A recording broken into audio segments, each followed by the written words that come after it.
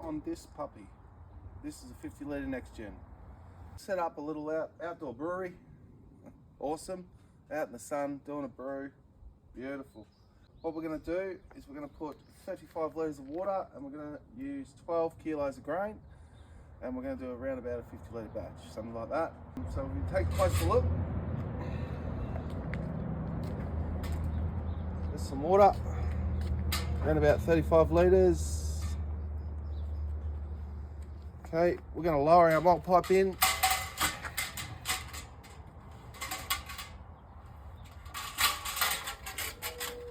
Easy as. I'm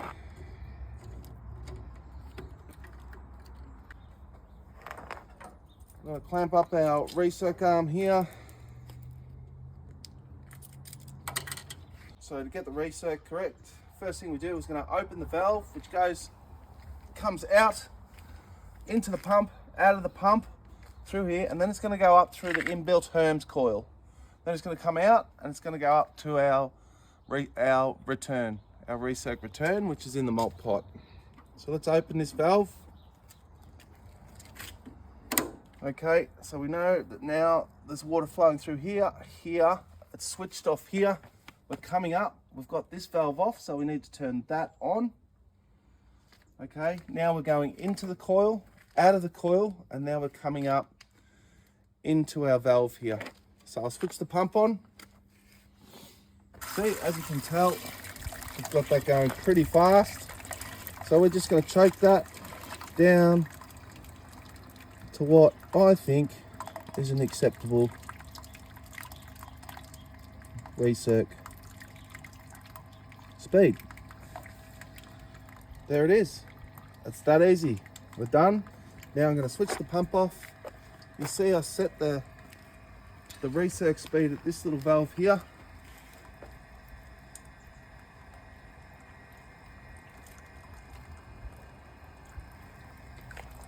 Perfect. I'll switch the pump off.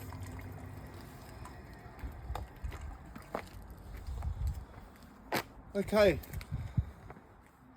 Now what we can do is get this water heated up to temp, our strike water temp, and mash in and get this brew going.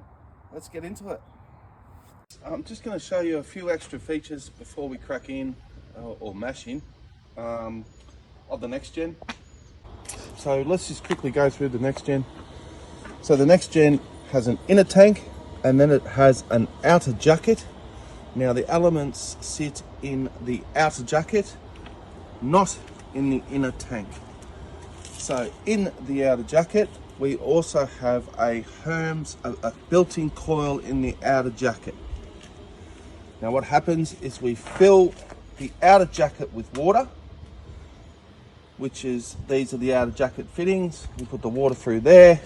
We obviously open this valve to release pressure as we fill it, and we fill the outer jacket to about here. Underneath here is the outer jacket dump. The outer jacket's also dished, so you can dump all the water from the outer jacket down below here. Okay, if we come around this side, you can see the elements real low into the outer jacket, the outer water jacket. Okay, so what happens, we fill this with water. The elements, we can use any old elements, cheap, whatever, because we're not concerned about these elements scorching anything, because they just sit in water.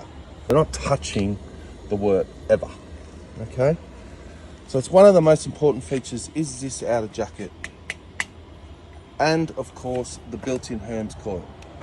Okay, so what we've done, we've got a little elbow fitting down the bottom there where the water is getting drawn from when we recirculate, and that sits under the malt pipe. We've pointed that slightly down and to the side so it doesn't point up and suck the grain bed down as it draws in or pumps through. Okay, and that's also why we don't draw from that middle dump valve hole down the bottom there. We draw from the side and we point that slightly down. The inner jacket fittings are here. We've got a probe. We've got where we're drawing from. This is our recirculation, chilling, whatever you want to call it, hard plumb pipe work. Here we've got a gas fitting where we can flush all that pipe work out right through to your fermenter. Out here we've got our pump out, come out, go into the pump, out of the pump, and then it'll go through into a internal coil where it'll go heat back up, because when you draw it out, it cools down a bit, especially in winter. It'll heat back up and it'll come back on top at the temperature we desire, the mash temp. So it holds a stricter mash temp, okay?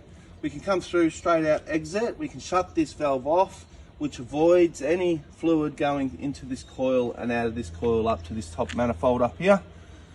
But in this case, we're going to leave it open. We're going to shut that out.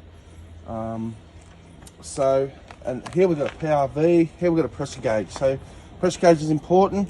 When we heat it, we just like to close this valve off, build up a little pressure, but we don't like that to go over 5 psi, so we can release a little bit of boil pressure there, okay? But it's good to have it around 5 psi. It's more efficient as the water inside this jacket gets heated and then transfers the heat to the brewing water in the inner tank. And here we just fill up this inner tank. So we fill up the outer jacket individually and we fill up this separately as well. Okay, so now we're just going to show you how it whirlpools just quickly. So what we're going to do is, this is the whirlpool valve, and you'll see there's a whirlpool arm that points down, goes down into the bottom there. We open this valve and we have it shut during recirculation because we don't want our work coming up and going through this valve into the whirlpool arm. We want it coming up into our recirc return. Okay, so we've opened this up, we've sealed this off. I'm going to switch the pump on. Okay, we can see now that we're whirlpooling. It gets a really good whirlpool going because it is a 65 watt pump. It's not one of those little tiny little pumps that you see on other single vessel systems. It's a 65 watt pump, not a 25 watt pump. We want guts because we want fast transfer, and we want and sometimes we need some long distance on our transfer when we're transferring to a fermenter that might be at a further distance away. So that's whirlpooling. I'm going to switch that off, the whirlpool. There you go, we'll switch that off. I'm going to switch the pump off. I'm going to put the mold pipe in and we're going to mash in.